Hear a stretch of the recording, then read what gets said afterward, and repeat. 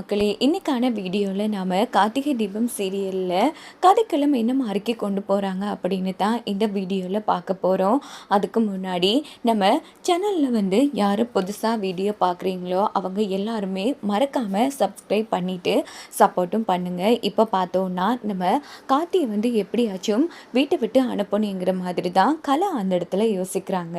So கலா அதுக்கு என்ன திட்டம் போடுறாங்கன்னா, எப்படியோ இந்த மோதிரம் மாத்திர விஷயத்துலையும் ரேவதி மருது கையில் தான் மோதிரம் போடணும், கண்டிப்பாக இந்த கார்த்தி இருந்தால் கார்த்தி கையில் தான் போடுவா அப்படின்னுட்டு வழக்கமாக நம்ம கார்த்தி அவங்க அம்மா சிலை இருக்கு இல்லையா, அந்த இடம் அங்கே அன்னதானம் போடுவாங்க. ஸோ அந்த மக்கள் சாப்பிட்ற சாப்பாட்டில் ஒரு விஷயத்தை கலக்கிறதுக்கு முடிவு பண்ணுறாங்க.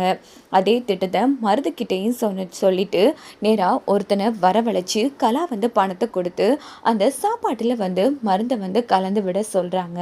அதே மாதிரி அவனும் மருந்தை கலந்து விட்டுடுறான். இதை கேட்டு நம்ம மருது கலா ரொம்ப ஹாப்பியாகிறாங்க.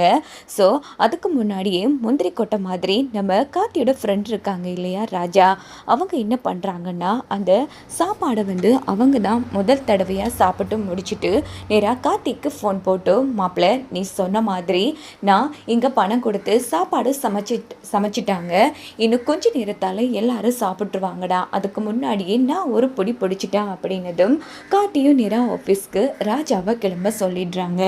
இடையில் போகும்போதே பார்த்தோன்னா ராஜா பைக்கில் இருந்து போகும்போது கீழே மயக்க விழுந்துடுறாங்க. ஏன்னா நம்ம கலா கலக்க சொன்னால் அந்த மருந்து வேலையை காட்டிடுது. உடனே அக்கம் பக்கத்தில் இருந்து எல்லாரும் ஓடி ராஜாவை ஹாஸ்பிட்டலில் அட்மிட் பண்ணிடுறாங்க. ஸோ ஹாஸ்பிட்டல்லேருந்தே நம்ம ராஜா கார்த்திக்கு ஃபோன் பண்ணுறாங்க, மாப்பிள்ளை இப்படி ஆயிடுச்சு, நான் சாப்பிட்டு சாப்பாடில் தான் ஏதோ விஷயம் கலந்துருக்கான் அப்படின்னதும் உடனே கார்த்தி நேராக விஷயத்த ராஜராஜன்கிட்ட சொல்லிட்டு ஹாஸ்பிட்டலில் ராஜாவை பார்க்குறாங்க. மாப்பிள்ளை எப்படியாச்சும் மக்களை சாப்பிட விடாமல் தடுத்து நிறுத்து அப்படின்னதும் கார்த்தி ரொம்ப வேகமாக வண்டி எடுத்துக்கிட்டு கிளம்புறாங்க. இன்னொரு பக்கம் இங்கே தான் காமிக்கிறாங்க. ஸோ எப்படியோ கார்த்தி வீட்டை விட்டு போயிட்டான் அப்படின்னு கலா மருது ரொம்ப ஹாப்பியாக இருக்காங்க. அன்னை எப்படியும் ரேவதி உன் கையில் தான் மோதிரம் போடுவா அப்படின்னு ரொம்ப சந்தோஷமாக இருக்காங்க. ஸோ இந்த நிலைமையில் சாமுண்டீஸ்வரியையும் சொல்லையா வேணும். அப்போது நம்ம எம்டி எங்க ரேவதி அப்படின்னு போது சருக்கு ஏதோ முக்கியமான வேலை வெளியில் போயிட்டாருமா அப்படின்னு ரேவதி சொன்னதும், அப்படின்னா கண்டிப்பாக நான் நினச்சது தான் நடக்க போகுது அப்படின்னுட்டு நம்ம சாமுண்டீஸ்வரி ஒரு பக்கம் ரொம்ப மகிழ்ச்சியாக இருந்துகிட்ருக்காங்க. ஸோ இந்த மாதிரி நிலைமையில் பார்த்தோன்னா கார்த்தி இங்கால ரொம்ப வேகமாக வண்டி எடுத்துட்டோட அங்கே ஊர் மக்கள் எல்லாரும் ஒன்று கூடி பந்தியில் உட்காந்துட்ருக்காங்க அவங்க சாப்பிட்றதுக்காக. இன்னொரு பக்கம் மருது ரேவதியும் ரொம்ப அழகாக ரெடி ஆகிட்டு ஸ்டேஜில் நிற்கிறாங்க. எங்கேஜ்மெண்ட் ரிங் மாற்றுறதுக்காக. பார்த்தோன்னா இந்த வாட்டி நான் தாண்டா ஜெயிக்க போகிறேன், இனி இங்கே உன்னால் தடுத்து நிறுத்தவே முடியாது, அப்படி இருக்கும்போது என் பொண்ணு உனக்கு கேட்குதா அப்படின்னு சாமுண்டீஸ்வரியும் அந்த இடத்துல வில்லத்தனமாக யோசிச்சுட்ருக்காங்க.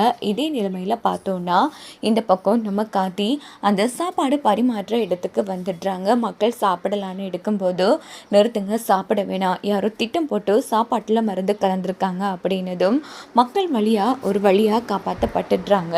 கார்த்திக்கு நன்றி சொல்லிடுறாங்க. அதுக்கப்புறமா நம்ம மயில் நேராக விஷயத்தை ஃபோன் போட்டு கார்த்திக்கிட்ட சொல்கிறாங்க, இன்னும் கொஞ்ச நேரத்தால் ரேவதியும் மருதும் ரிங் மாற்றிக்க போகிறாங்க சகல, உடனே கிளம்பி வான்னு.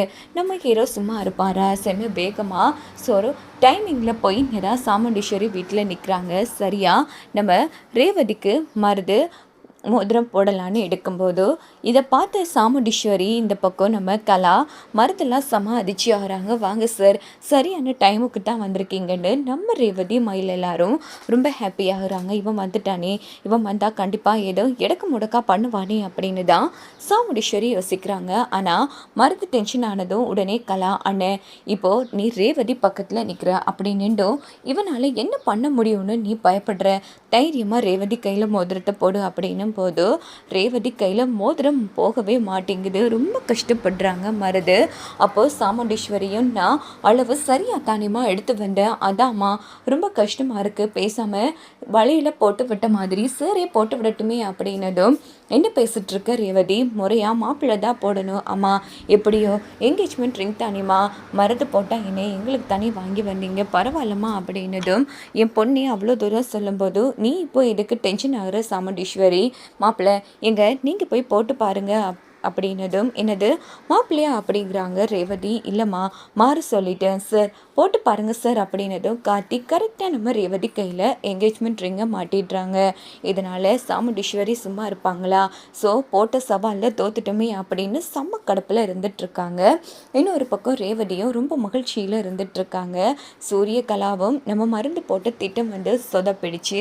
ஸோ அதுக்கப்புறமா என்ன நம்ம சாமுண்டீஸ்வர்கிட்ட காட்டி தனியாக வந்து பேசுகிறாங்க. என்ன ஆனாலும் சரி, நீங்கள் என்ன பண்ணாலும் சரி, கல்யாணம் ஒன்று பண்ண எடுத்தாலும் கடைசி கட்டத்துலையும் நான் தான் கண்டிப்பாக ரேவதி கழுத்தில் தாலி கட்டுவேன். இது என் பொண்டாட்டி ரேவதி மேலே ஆனா அப்படின்னுட்டு கார்த்தியும் அங்கேருந்து கிளம்பிடுறாங்க. இன்னொரு பக்கம் சாமுண்டீஸ்வரி செம்ம உச்சக்கட்ட கோபத்தில் இருக்காங்க. ஸோ அதுக்கப்புறமா என்ன எப்படியோ கார்த்தி எதிர்த்து ரேவதி மருது கல்யாணத்தை நடத்தி வைக்கணுங்கிற மாதிரி தான் சாமுண்டீஸ்வரி திட்டம் போடுவாங்க. ஸோ கல்யாணத்துக்குரிய ஏற்பாடுகளும் கோலாகலமாக நடக்கும். அப்போ கூட ரேவதி காசிக்கு போன தாத்தா பாட்டி இன்னும் வரலையா அப்படின்னு நம்ம சாமுண்டீஸ்வரி கிட்ட சந்தேகமாக கேட்கும்போது சாமுண்டீஸ்வரிக்கு என்ன பதில் அளிக்கிறனே புரியாமல் இருக்கும்.